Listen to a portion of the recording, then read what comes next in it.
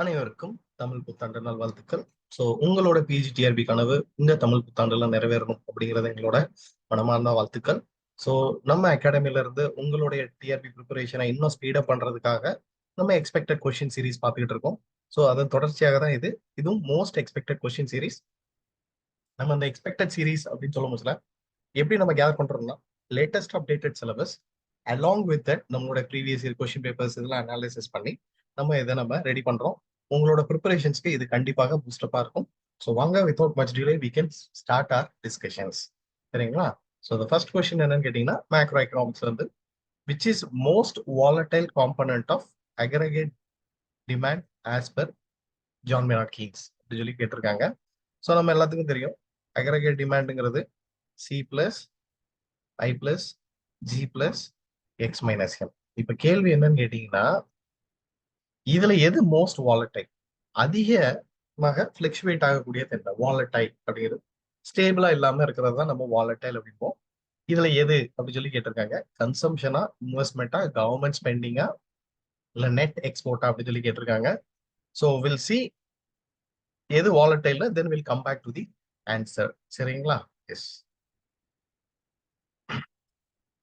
So according to Keynesian economics பாத்தீங்கன்னா Keynes என்ன சொல்றாருன்னு கேட்டீங்கன்னா இன்வெஸ்ட்மெண்ட் தான் மோஸ்ட் வாலடைல் அப்படிங்கிறாரு. மோஸ்ட் வாலடைல் காம்பனன்ட் வந்து அக்ரிகேட் டிமாண்ட். ஸோ அப்போ இதுக்கான விடை C. But why it is so அப்படிங்கிறதையும் பார்த்துருவோம். ஏன் அது வாலடைல்னு சொல்றாங்க அப்படிங்கிறத பார்ப்போம். எதுக்காகன்னு கேட்டீங்கன்னா இன்வெஸ்ட்மெண்ட் டெசிஷன்ஸ் வந்து heavily influence by business expectations. இப்போ நீங்க அதிகப்படி பார்த்தீங்கன்னா consumption is a function of income. சரிங்களா? இது ஒண்ணுதான். நம்ம கன்சம்ஷன் எதை சார்ந்து இருக்கும்? இன்கம் சார்ந்து இருக்கும். சரிங்களா? அதே மாதிரி இன்வெஸ்ட்மெண்ட்டும் பாத்தீங்கன்னா ப்ராஃபிட் சார்ந்து இருக்கும் அப்படிம்போம். ஆனா இது business expectations, interest, overall economic confidence, இந்த மாதிரி நிறைய விஷயங்கள் வந்து இன்வெஸ்ட்மெண்ட்டை தீர்மானிக்கக்கூடிய சக்தி கொண்டதா இருக்கும். சரிங்களா? Heavily influence by the business expectation, லாபமா நட்டமா. சரிங்களா? இன்ட்ரெஸ்ட் ரேட், கவர்மெண்ட் என்ன மாதிரியான ரேட் ஆஃப் இன்ட்ரெஸ்ட் வைக்கிறாங்க, overall economic confidence, economy business cycle வந்து பூம் இருக்கா இல்ல ரெசஷனை நோக்கி வருதா, டிப்ரெஷன்ல இருக்கா அப்படிங்கிறது, இது எல்லாமே இந்த business expectation, interest rate, overall economic கான்பிடென்ட்லாம் ரேபிட்லி சேஞ்ச் ஆகும். அதே மாதிரி இதை ப்ரெடிக்டும் பண்ண முடியாது. 2025ல நமக்கு ரெசிப்ரோக்கல் டாரிஃப்னு ஒன்று வருங்கிறத நம்ம போன வருஷம் நம்மளால ப்ரிடிக்டே பண்ணல. சரிங்களா? அப்போ இந்த கான்டெக்ட்ல பாத்தீங்கன்னா மற்றதை கம்பேர் பண்ண பட்சத்துல, சரிங்களா, கன்சம்ஷனையோ கவர்மெண்ட் ஸ்பெண்டிங்கையோ, சரிங்களா, நெட் எக்ஸ்போர்ட்டே கம்பேர் பண்ணும் பட்சத்துல இன்வெஸ்ட்மெண்ட் வந்து ஹைலி வாலடைல், மீதி எல்லாம் மோர் ஸ்டேபிள் அப்படிங்கிறாங்க. இதை எக்ஸாக்ட்லி கீன்ஸ் எங்க சொல்லியிருக்காங்கன்னு கேட்டீங்கன்னா அவங்க எழுதுன the general theory of employment, interest and money அப்படின்னு 1936 ஒரு பெரிய மாஸ்டர் கிளாஸ் புக் எழுதியிருப்பாங்க. அதுல the volatility of investment is due to the uncertainty surrounding expectations of a future returns அப்படின்னு தெளிவா எம்பசைஸ் பண்ணியிருக்காங்க. Again he was emphasising on the term call animal spirit. சரிங்களா? Animal spirit அப்படிங்கிற ஒரு வார்த்தையும் பயன்படுத்தியிருக்காங்க. அதாவது என்னன்னா ஹியூமன் பிஹேவியர் அண்ட் பிசினஸ் எல்லாமே எதை சார்ந்து இருக்குமான்னு கேட்டீங்கன்னா வந்து லைக் நம்மளுடைய அனிமல் ஸ்பிரிட், அந்த இன்னர் எமோஷன் அண்ட் இன்ஸ்டிங் சார்ந்து இருக்கும். சரிங்களா? இன்வெஸ்ட் பண்ணவா வேண்டாமா, சரிங்களா, எவ்வளவு இன்வெஸ்ட் பண்ணணும், இந்த பிசினஸ் டெசிஷன்ஸ் எல்லாமே எதை சார்ந்து இருக்குமா, உங்களுடைய எமோஷன்ஸ் அண்ட் இன்னர் இன்ஸ்டிங்ட தான் ஜான் மெய்னார்ட் கீன்ஸ் வந்து அனிமல் ஸ்பிரிட் அப்படிங்கிறாரு. இது வந்து ஹைலி அன்பிரடிக்டபிளா இருக்கிறதுனால, சரிங்களா, இன்வெஸ்ட்மெண்ட் தான் இந்த அக்ரிகேட் காம்பனன்ட்ல ரொம்ப வாலடைல். கன்சம்ஷனை விட, கவர்மெண்ட் எக்ஸ்பெண்டிச்சரை விட, export and import, net export and import, அந்த எக்ஸ்போர்ட்டை விட investment was highly volatile. So C is the perfect answer. Second question, இது நமக்கு வந்து மணி பேங்கிங்ல. சரிங்களா? The control of money supply in the economies how to achieve by which among the following. சரிங்களா? எதன் மூலமா நம்ம மணி சப்ளையை கண்ட்ரோல் பண்ண முடியும் அப்படிங்கிறத கேட்டிருக்காங்க. பார்த்த உடனே நம்ம ஆன்சர் பண்ணிடலாம். சரிங்களா? Open market operation, bank rate and repo rate மூலமாவா, இல்ல ப்ரமோஷன் ஆஃப் ஏடிஎம் பை பேங்க்ஸா, இல்ல discourage the use of credit கார்டா, or discouraging UPI and other ICT enable financial டிரான்சாக்ஷனா அப்படின்னு சொல்லி கேட்டிருக்காங்க. ஸோ மணி சப்ளை அப்படின்னாலே முழுக்க முழுக்க தீர்மானிக்கிற சக்தி கொண்டது யாரு? ரிசர்வ் பேங்க் ஆஃப் இந்தியா தான். ஸோ அவங்களுடைய one of the most important functions என்னன்னு கேட்டீங்கன்னா லிக்விடிட்டி அண்ட் கிரெடிட் கண்ட்ரோல். சரிங்களா? Credit control plus liquidity control தான். அவங்க அதை எக்ஸிக்யூட் பண்றதுக்கு மானிட்டரி பாலிசி இன்ஸ்ட்ருமெண்ட் வச்சிருக்காங்க. சரிங்களா? மானிட்டரி பாலிசி இன்ஸ்ட்ருமெண்ட்ல முக்கியமானது என்னெல்லாம் கேட்டீங்கன்னா open market operation, bank rate, repo rate. இதை தவிர வேற என்னெல்லாம் இருக்குங்கிறத நீங்க கமெண்ட் செக்ஷன்ல போடுங்க. சரிங்களா? ஸோ இதுக்கான விடை கிடைச்சிருச்சு. A is the perfect answer. So open market ஆபரேஷன்னா என்ன, பேங்க் ரேட்னா என்ன, ரெப்போ ரேட்னா என்னங்கிறத பார்ப்போம். ஸோ ஓப்பன் மார்க்கெட் ஆபரேஷன் அப்படிங்கிறது வேற ஒன்றும் இல்லை, கவர்மெண்ட் செக்யூரிட்டிஸை reserve bank of India injection and absorption during the, இப்போ எக்கானமி வந்து இன்ஃபிளேஷன்ல இருக்குது அப்படின்னா அவங்க அவங்க என்ன பண்ணுவாங்க, கவர்மெண்டோடைய பத்திரங்களை சேல்ஸ் பண்ணி எக்ஸஸ் கேஷை அப்சர்வ் பண்ணுவாங்க. சரிங்களா? இல்ல எக்கானமி வந்து டீஃப்ளேஷன் நோக்கி போகுது, இல்லைன்னா டிப்ரெஷன் நோக்கி போகுது அப்படின்னா மக்கள் கிட்ட இருக்கிற கடன் பத்திரங்களை வாங்கிட்டு கேஷா கொடுத்து எக்கானமியை மறுபடி ரெக்கவரி ஸ்டேஜுக்கு கொண்டு போவாங்க. ஸோ இங்க வந்து purchasing and sales of government securities, இந்த நடவடிக்கைக்கு பேர் தான் ஓப்பன் மார்க்கெட் ஆபரேஷன் அப்படிம்பாங்க. பேங்க் ரேட்டுங்கிறது கமர்ஷியல் பேங்க் வந்து ஆர்பிஐ இருந்து லாங் டேர்ம்க்கு, நீண்ட காலத்துக்கு நம்ம வாங்குற கடனை தான் வந்து பேங்க் ரேட் அப்படிம்பாங்க. Where state bank of India அப்படி கமர்ஷியல் பேங்க்ஸ் வந்து ரிசர்வ் பேங்க் ஆஃப் இந்தியா இருந்து நீண்ட காலத்துக்கு லாங் டேர்ம்க்கு கடன் வாங்குறது தான் we call it as a bank rate. சரிங்களா? எஸ். இப்போ ரெப்போங்கிறது ரீபர்ச்சேஸ் அக்ரிமெண்ட். இது வந்து short term borrowing, less than a year. சரிங்களா? அப்பவும் கமர்ஷியல் பேங்க் ஆர்பிஐ இருந்து கடன் வாங்குவாங்க, ஆனா this is for short term. சரிங்களா? இது லாங் டேர்ம். அந்த டியூரேஷன் தான் வந்து வேறுபடும். மொத்தத்துல இது எல்லாமே மணி சப்ளையை கண்ட்ரோல் பண்றதுக்கு ரிசர்வ் பேங்க் ஆஃப் இந்தியாவால எடுக்கிற டூல்ஸ் தான் இது எல்லாமே. இதை தாண்டி வேற என்னெல்லாம் இருக்குங்கிறத நீங்க கமெண்ட் செக்ஷன்ல போடுங்க. ஒரு சின்ன update, after 14 years Reserve bank of India got a women deputy governor. So Poonam Gupta madam வந்து உங்களுக்கு வந்து மானிட்டரி பாலிசி கமிட்டியில வந்து ஜாயின் பண்றாங்க. சரிங்களா? ஆஃப்டர் 14 லாங் இயர்ஸ் கழிச்சு நமக்கு ஒரு விமன் டெபுட்டி கவர்னர் கிடைச்சிருக்காங்க. Is one of the remarkable thing. So இதுவுமே நம்ம டிஆர்பியில் எக்ஸ்பெக்ட் பண்ணக்கூடிய ஒரு கேள்விதான். எஸ். அடுத்தது டெவலப்மெண்ட் எக்கனாமிக்ஸ் யூனிட் 6. ஸோ இது வந்து பார்த்தீங்கன்னா forward linkage and backward linkages are elaborated இந்த தியரி ஆஃப் அப்படிங்கிறாங்க. Unbalanced growth area, balanced growth area, big push அப்ரோச்சா, பேலன்ஸ்டு growth அண்ட் அன்பேலன்ஸ்டான்னு சொல்லி கொடுத்துருக்காங்க. நமக்கு exactly what is mean by balanced growth, unbalanced growthலாம் என்னன்னு பார்த்துட்டு will come back to this. இதுக்கு முன்னாடி இன்னொரு துணை கேள்வி, பிக் புஷ் அப்ரோச்சை சொன்னது யாரு அப்படிங்கிறத கமெண்ட் செக்ஷன்ல போடுங்க. So first theory of balanced growth, யாரெல்லாம் பேலன்ஸ் growthோட தொடர்புடையது அப்படின்னு சொல்லி பார்க்கலாம். Rodenstein, Ragnar Nurkse, Arthur Lewis, இவங்க எல்லாருமே வந்து ஒரு நாட்டுக்கு எக்கனாமிக் டெவலப்மெண்ட் வேணும், these economy should make a simultaneous investment in all the sector to achieve the balance. ஒரு எக்கானமி பேலன்ஸ்ட் growth அச்சீவ் பண்றதுக்கு இந்த பொருளாதாரத்துல இருக்கிற எல்லா துறைகளிலுமே சைமல்டேனியஸ்லி இன்வெஸ்ட் பண்ணுவோம். சரிங்களா? அட் அ டைம்ல எல்லா sector, for example agriculture sector, manufacturing sector and service sector, இது எல்லாத்துலயுமே வந்து உங்களுக்கு சைமல்டேனியஸ்லி இன்வெஸ்ட் பண்ணி எக்கனாமிக் டெவலப்மெண்ட் அச்சீவ் பண்ணணும், பேலன்ஸ்டா இருக்கணும் அப்படிங்கிறத ஆட்ரிபியூட் பண்ணது யாரெல்லாம் கேட்டீங்கன்னா Paul Rodan, Ragnar Nurkse and Arthur Lewis, இவங்கெல்லாம் பேலன்ஸ்டு growth அட்ரிபியூட் பண்றாங்க. வேற அன்பேலன்ஸ்டு growth தியரியை வந்து பாப்புலரைஸ் பண்ணது A O Hirschman's, Singer and Fleming. இவங்க என்ன சொல்றாங்கன்னு கேட்டீங்கன்னா ஆல்ரெடி ஒரு ஒரு least developed countries or low developed countries R third world country, ஒரு டெவலப்பிங் கண்ட்ரில இன்வெஸ்ட்மெண்ட்ங்கிறது ஒரு lack of investment is one of the important criteria. அவங்களுக்கு ஒரு ஃபீச்சர் அது. அவங்ககிட்ட வந்து போதுமான முதலீடு பண்றதுக்கு பைசா இருக்காது. அப்ப எப்படி சரிசமமா எல்லா செக்டார்லயும் நம்மளால இன்வெஸ்ட் பண்ண முடியும்? அப்படி பண்ணக்கூடாது. ஏதாவது ஒரு செக்டார்ல லார்ஜர் இன்வெஸ்ட்மெண்ட் பண்ணுங்க, அந்த செக்டார்ல இருந்து ரிட்டர்ன் எடுங்க, அதுக்கப்புறம் மத்த செக்டாருக்கு இன்வெஸ்ட் பண்ணுங்க அப்படின்னு சொல்லி ஒரு அன்பேலன்ஸ் கிரியேட் பண்ணுங்க அப்படின்னு சொன்னதுதான் இந்த அன்பேலன்ஸ் growth தியரி. இப்போ இந்த ஃபார்வர்ட் அண்ட் பேக்வர்ட் லிங்கேஜ் அப்படிங்கிறது வந்து பாத்தீங்கன்னா இந்த டேர்மை பாப்புலரைஸ் பண்ணது ஏஓ ஹிரிஷ்மன்.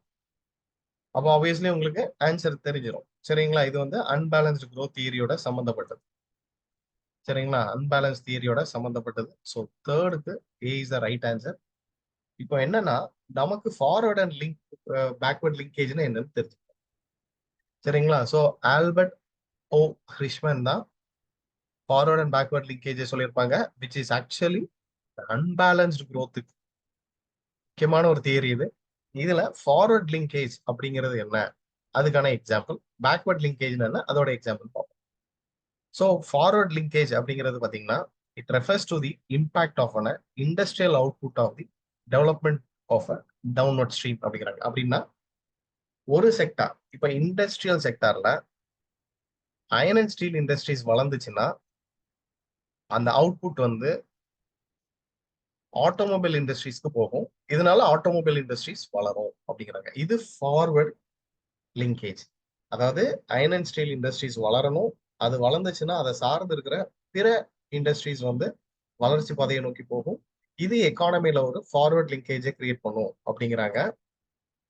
அதே மாதிரி பேக்வர்ட் லிங்கேஜ்ங்கிறது refers to impact of industrial demand of input on the development of upward stream. Forward லிங்கேஜ்ங்கிறது டவுன்வர்ட் ஸ்ட்ரீம், இது வந்து அப்வர்ட் ஸ்ட்ரீம் அப்படிம்பாங்க. அப்படின்னா என்னன்னா ஆட்டோமொபைல் இண்டஸ்ட்ரீஸ்ல ஸ்டீலுக்கு தேவை உருவாகிறதுனால அயன் அண்ட் ஸ்டீல் இண்டஸ்ட்ரீஸ் வளரும் அப்படிங்கிறாங்க. சரிங்களா? அயன் அண்ட் ஸ்டீல் இண்டஸ்ட்ரீஸ் வளரும். வேறஸ் ஃபார்வர்ட் லிங்கேஜ்ல வந்து அயன் அண்ட் ஸ்டீல் இண்டஸ்ட்ரீஸ் வளர்ந்ததுனால ஆட்டோமொபைல் இண்டஸ்ட்ரீஸ் வளருது. இது forward linkage.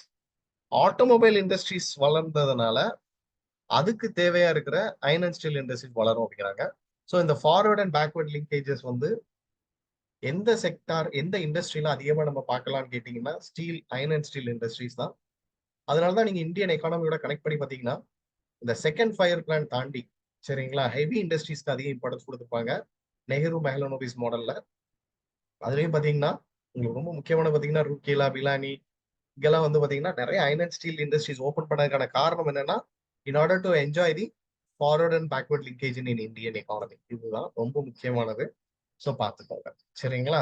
S, forward and backward linkage அப்படிப்பாங்க. So it is directly connected with unbalanced theory.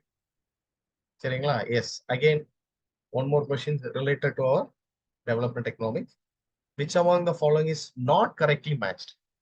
not correctly அப்படின்னா இதுல கொடுக்கப்பட்ட ஏதோ ஒரு ஆப்ஷன்ல ஏதோ ஒரு ஆப்ஷன் தப்பா இருக்கு அப்படின்னு அர்த்தம். So golden age equilibrium John ராபின்சனா correct. Golden rule of accumulation Edmund பிலிப்ஸா correct. Steady state growth Robert Solow. Low level equilibrium trap TR Malthus, Thomas Robert Malthus. இது தவறானது. சரிங்களா? இது கிடையாது. சரிங்களா? அப்போ நமக்கு என்ன கேட்டிருக்காங்க, which of the following is not correctly matched. அப்ப இதுதான் கரெக்ட். சரிங்களா? கொஸ்டின் வைஸ் பாத்தீங்கன்னா இதான் கரெக்ட். ஏன் இது கரெக்ட்னு கேட்டீங்கன்னா லோ லெவல் இக்லிபிரியம் ட்ராப் சொன்னது தாமஸ் மால்தஸ் கிடையாது, ஆர் நெல்சன். சரிங்களா? ஆர் நெல்சன் சொல்லியிருப்பாரு. So low level equilibrium drop அப்படின்னா என்னன்னு பார்த்துடலாம். The low level equilibrium trap was actually popularized by R.R. Nelson. R.R. Nelson. சரிங்களா? And it is based on the Malthusian population. சரிங்களா? It is actually based on Malthusian population theory. சரிங்களா? So the theory of low level equilibrium trap undeveloped countries-க்கு ப்ரொபோன் பண்ணது R.R. Nelson. சரிங்களா? ஆனா அந்த theory based on Malthusian population theory தான். So இந்த இது என்ன சொல்லுது, ஆர்.ஆர். நெல்சனுடைய லோ லெவல் இக்லிபிரியம் ட்ராப் என்ன சொல்றாங்க அப்படிங்கிறத பார்ப்போம். ஸோ இதுக்கான விடை கிடைச்சிருச்சு. பட் நம்ம கொஞ்சம் டீப்பர் அண்டர்ஸ்டாண்டிங்காக லோ லெவல் இக்லிபிரியம் ட்ராப்னா என்னன்னு பார்ப்போம். சரிங்களா? ஸோ வழக்கமா ஒரு நாடு வளருதா இல்லையாங்கிறத நம்ம எதை வச்சு கண்டுபிடிப்போம் அப்படின்னு கேட்டீங்கன்னா அந்த நாட்டோட பெர் கேபிட்டா இன்கம் வளர்றதை வச்சு. சரிங்களா? ஸோ இப்போ என்ன ஆகுதுன்னு கேட்டீங்கன்னா பெர் கேபிட்டா இன்கம் இன்க்ரீஸ் ஆகிறதுனால மக்கள் எல்லாமே அவங்க சப்சிஸ்டன்ஸ் லெவல்ல வாங்கிக்கிட்டு இருந்த வேஜ், அவங்களுடைய ஸ்டாண்டர்ட் ஆஃப் லிவிங்லாம் கூடும். சரிங்களா? அவங்களோட வாழ்க்கை தரம் கூடும். கரெக்டா? பெர் கேபிட்டா இன்கம் கூடுறதுனால அவங்களுடைய ஸ்டாண்டர்ட் ஆஃப் லிவிங் கூடும். அப்படி கூடுறதுனால நிச்சயமாக they will think about the plan for the family. So அவங்க வந்து என்ன பண்ணுவாங்கன்னா வந்து அதிக குழந்தைங்களை பெற்றுப்பாங்க. ஸோ அப்போ population also ten to increase rapidly. இப்படி பெர் கேபிட்டா இன்கம் வந்து சப்சிஸ்டன்ஸ் லெவலை விட அதிகமா கூடுறதுனால பாப்புலேஷனும் கூடுது. இதனால என்ன ஆயிருமான்னு கேட்டீங்கன்னா மறுபடியும் பெர் கேபிட்டா இன்கம் குறைஞ்சிரும். பாப்புலேஷன் நமக்கு தெரியும், national income divided by size of population தான் உங்களுக்கு பெர் கேபிட்டா இன்கமோட ஃபார்முலா. சரிங்களா? அப்போ உங்களுடைய பெர் கேபிட்டா இன்கம் கூடுறதுனால பாப்புலேஷன் சைஸ் அதிகரிக்கும். அதனால மறுபடியும் என்ன ஆகும்? பெர் கேபிட்டா இன்கம் லோ ஆயிரும். ஸோ இந்த ட்ராப் பேர் தான் வந்து low level equilibrium trap according to Nelson. சரிங்களா? Malady of under develop countries can be diagnosed. எப்படி இதை இந்த ட்ராப்ல இருந்து எப்படி நம்ம தப்பிக்கலாம் அப்படின்னு சொல்லி கேட்டீங்கன்னா, சரிங்களா, as a stable equilibrium of per capita income close to the subsistence level requirement. Both saving and investment are low at the stable equilibrium level. If per capita income increases, it encourages the population growth. Population கூடும் அப்படிங்கிறாங்க. அதனால என்ன ஆகும் கேட்டீங்கன்னா, இந்த கூடுற population, சரிங்களா, அந்த கூடுற பாப்புலேஷன் பெர் கேபிட்டா இன்கம் மறுபடியும் சப்ரஸ் பண்ணும் அப்படிங்கிறாங்க. So the population growth in return push down the per capita income to the minimum subsistence. So initially per capita income கூட்டினதுனால நம்ம சப்சிஸ்டன்ஸ் லெவல்ல இருந்து தப்பிச்ச மாதிரி ஃபீல் பண்ணாலும் இந்த பாப்புலேஷன் அப்படிங்கறது அதிகரிக்கிறதுனால மறுபடியும் இதை சப்ரஸ் பண்ணி லோ லெவல் ஈக்விலிபிரியம் ட்ராப்ல போய் நம்மள மாட்ட வச்சிரும் அப்படின்னு சொல்றதுதான் இந்த லோ லெவல் ஈக்விலிபிரியம் ட்ராப். இது வந்து டைரக்டா இந்த தியரியை சொன்னது, லோ லெவல் ஈக்விலிபிரியம் ட்ராப்ங்கிற கான்செப்ட் சொன்னது R Nelson. But it is based on the Malthusian population theory. அதனால இது வராது. இதுக்கான விடை ஆர் நெல்சன். ஸோ இந்த மாதிரி தான் கொஸ்டின்ஸ் உங்களுக்கு எதிர்பார்க்கலாம். அடுத்தது நேஷனல் இன்கம் ரிலேட்டட். இது நீங்க மேக்ரோன்னு எடுத்துக்கிட்டாலும் சரிதான், 8th யூனிட் இந்தியன் எக்கனாமி எடுத்துக்கிட்டாலும் சரிதான், உங்களுக்கு எப்படி இது கண்டிப்பா நேஷனல் இன்கம் சம்பந்தப்பட்டது. So which of the following is one of the major problem associated with computation of national income in India? ஒரு நாடு வளருதா வளர்ச்சி அடையுதா அப்படின்னு தெரியறதுக்கு நம்ம ஜிடிபி growth நம்ம ஒரு இண்டிகேட்டரா பயன்படுத்துவோம், கிராஸ் டொமஸ்டிக் ப்ராடக்டை. அதுதான் நம்ம பொதுவாக நேஷனல் இன்கம் முடியுமோ. சம் டோட்டலா all final goods and services produce the country for a period of 1 year, usual year. இந்த நேஷனல் இன்கம் கம்ப்யூட் பண்றதுல என்ன டிஃபிகல்டிஸ்லாம் இருக்கு அப்படிங்கறத பார்ப்போம். அதுக்கு முன்னாடி இந்த நேஷனல் இன்கம் கம்ப்யூட் பண்றது இந்தியால யாரு, என்ன மெத்தட்லாம் இருக்கு அப்படிங்கிறத ஆக்சுவலி லேட்டஸ்டா என்ன சேஞ்சஸ் நடந்திருக்குங்கிறத பார்ப்போம். So the measurement of national income இந்தியால வந்து நமக்கு நேஷனல் ஸ்டாட்டிஸ்டிக்கல் ஆஃபீஸ் தான் பண்ணுவாங்க. நமக்கு அந்த கன்ஃபியூஷன்ஸ் வரலாம், சிஎஸ்ஓவா என்எஸ்ஓவா அப்படின்னு சொல்லி. போன தடவை இந்த கன்ஃபியூஷன்ஸ் இருந்து டிஆர்பி கொஸ்டின்ஸ்ல தெளிவாக்கிக்கோங்க. இப்போ அதெல்லாம் மர்ஜ் பண்ணியாச்சு, நேஷனல் சாம்பிள் சர்வே ஆர்கனைசேஷனையும் நேஷனல் சிஎஸ்ஓவையும். சரிங்களா? அது எல்லாம் மர்ஜ் பண்ணி இப்போ நேஷனல் ஸ்டாட்டிஸ்டிக்கல் ஆஃபீஸ் அப்படின்னு சொல்லி மாத்தியாச்சு. இவங்க தான் நேஷனல் இன்கம் மெஷர் பண்றாங்க. ஸோ பொதுவாக யூஸ்வலி 3 மெத்தட்ஸை அடாப்ட் பண்ணுவாங்க. Value added method or product method, income method and expenditure method அப்படின்னு சொல்லி 3 மெத்தட்ஸ் இருக்குது. இதுவே டைரக்டா கேட்பாங்க எத்தனை மெத்தட் இருக்குன்னு சொல்லிட்டு. இதுல value added method or product method வந்து சப்ளை சைடை ஃபோக்கஸ் பண்ணும், supply side of the product. சரிங்களா? அதை ஃபோக்கஸ் பண்ணும். வேற இன்கம் மெத்தட் வந்து பாத்தீங்கன்னா ஃபோக்கஸ் ஆன் த டிமாண்ட் சைடை பொதுவாக இது உங்களுக்கு ஃபோக்கஸ் பண்ணும். சரிங்களா? இதுவுமே உங்களுக்கு ஒரு one of the most expected questions தான். சரிங்களா? கண்டிப்பாக கேட்பாங்க, எது சப்ளை சைடு எது டிமாண்ட் சைடு அப்படின்னு சொல்லி கேட்பாங்க. ஸோ பார்த்துக்கணும். சரிங்களா? Product method or value added மெத்தடுங்கிறது வந்து சப்ளை சைடு, இன்கம் மெத்தடுங்கிறது நமக்கு டிமாண்ட் சைடு. ஸோ பொதுவாகவே நேஷனல் இன்கம் கால்குலேட் பண்றதுக்கு வந்து ஆனுவல் சர்வே ஆஃப் இண்டஸ்ட்ரீஸ் அப்படின்னு சொல்லி ஒரு இதை பயன்படுத்திட்டு இருந்தாங்க. சரிங்களா? அதுல வந்து ஒரு 2 லட்சம் ஃபேக்டரிஸ் ஆக்ட்ல என்ரோல் பண்ண கம்பெனிஸ் அதுல இருக்கும். அதுல இருந்து டேட்டா கலெக்ட் பண்ணிட்டு இருந்தாங்க. இப்போ நம்ம என்ன பண்றோம்னு கேட்டீங்கன்னா, மினிஸ்ட்ரி ஆஃப் கார்பரேட் அஃபேரோட 21 டேட்டா பேஸ் அப்படின்னு சொல்லி அவங்க ரிலீஸ் பண்ற டேட்டா பேஸ்ல இருந்து நம்ம கம்ப்யூட் பண்றாங்க. ஸோ இதுல நியர்லி 5 lakh இண்டஸ்ட்ரீஸ் இருக்கு. சரிங்களா? கம்பெனிஸ் இருக்குது. அதனால இன்னும் வந்து ஒரு துல்லியமான ஒரு நேஷனல் இன்கம் அக்கௌண்டிங் நமக்கு கிடைக்கும் அப்படிங்கிறது இது ஒரு லேட்டஸ்ட் சேஞ்சஸ் இது.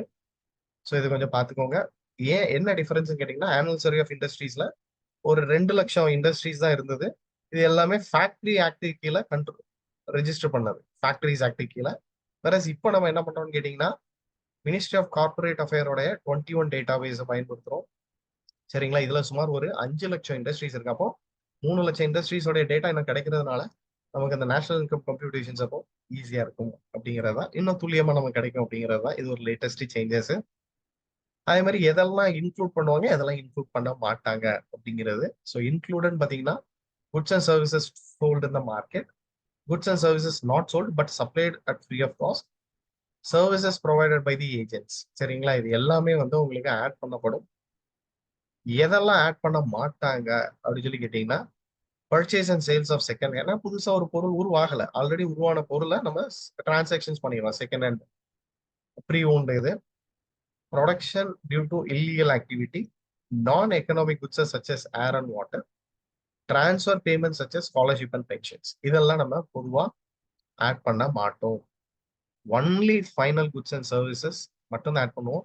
No intermediary goods will be added. Because நீங்க இன்டர்மீடியரி குட்ஸையும் ஆட் பண்ணீங்கன்னா it lead on double counting. சரிங்களா? இப்போ எப்படின்னு கேட்டீங்கன்னா, நீங்க ரப்பரையும் ஆட் பண்ணுவீங்க, டயரையும் ஆட் பண்ணுவீங்க. அப்படிங்கிற விஷயத்துல டபுள் கவுண்டிங் ஆயிடும். ஸோ இதை ஓவர் கம் பண்றதுக்காக we are taking to the consideration of only final goods and services மட்டும் தான் நம்ம. ஸோ இதுதான். ஸோ இப்போ இந்த கேள்விக்கான விடை என்னன்னு கேட்டீங்கன்னா, டபுள் கவுண்டிங் தான். மேஜரான ப்ராப்ளம் என்ன அப்படின்னு சொல்லி அசோசியேட்டட் இன் கம்ப்யூட்டிங் தி நேஷனல் இன்கம் அப்படின்னு சொல்லி பார்த்தீங்கன்னா, டபுள் கவுண்டிங் தான். சரிங்களா? ஸோ இதெல்லாம் தான் உங்களுக்கு லேட்டஸ்டா நமக்கு இந்த இது MCA 21 டேட்டா வைஸ் இதெல்லாம் தான் லேட்டஸ்ட் அப்டேட்டு. ஸோ என்ன பண்ணுங்க, இந்த மாதிரி உங்களுடைய ஒவ்வொரு இது நம்ம சப்ஜெக்ட்ல எதெல்லாம் லேட்டஸ்டா அப்டேட் ஆயிருக்குங்கிறதையும் சேர்த்து பார்த்துக்கோங்க. ஸோ கண்டிப்பாக இந்த கேள்வி எல்லாமே உங்களுக்கு பயனுள்ளதா இருக்கும்னு நினைக்கிறேன். ஸோ நம்ம கேட்ட கேள்விக்கும் இதுல நீங்க கமெண்ட் செக்ஷன்ல போட்டுருங்க. சரிங்களா? இது ஒரு கேள்வி கேட்டிருந்தேன். சரிங்களா? அதே மாதிரி நமக்கு படிக்கும் போதுலேயே வந்து இந்த கொஸ்டின்ஸ்லாம் ரொம்ப இம்பார்ட்டன்ட் அப்படிங்கிறத ஞாபகம் பண்ணி உட்காந்து படிங்க. So wish you all the best. See you in the another expected series question. All the best. Thank you so much.